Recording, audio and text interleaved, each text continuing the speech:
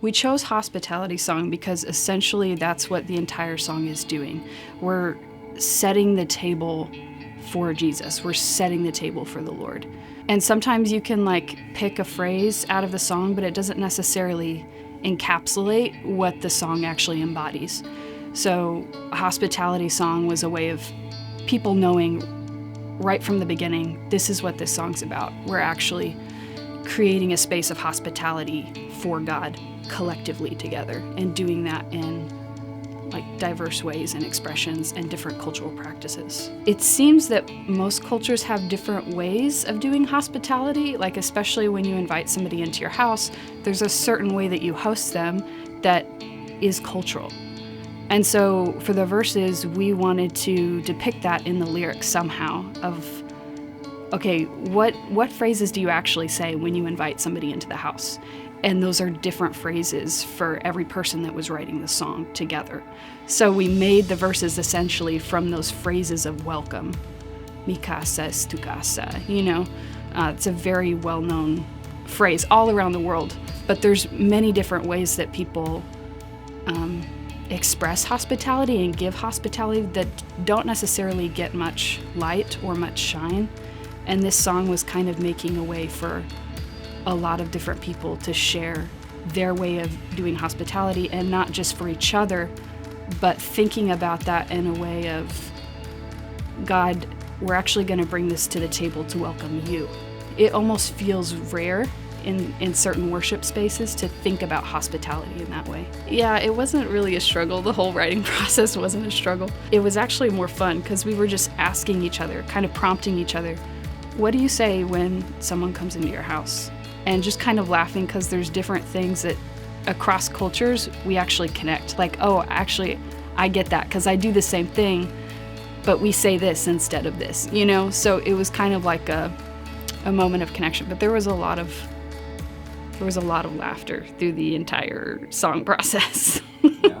Even finding the lyrics for everything was fun. I think the bridge of the song kind of encapsulates a lot of it, which essentially says, delight in the feast of our praise. God, come and feast on our praise. And our praise is a diverse praise. This song encapsulates us bringing different types of hospitality and offering it to God together. There's a lot of worship songs that say, God, we welcome you here, or Holy Spirit, you're welcome here, right?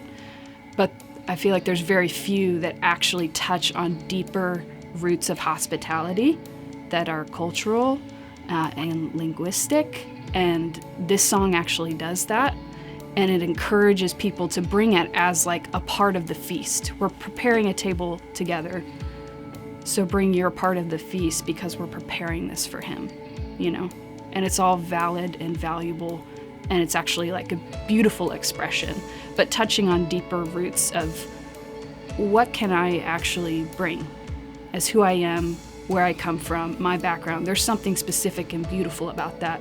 And how can we kind of prompt each other to bring those different things and welcome God with who we actually are?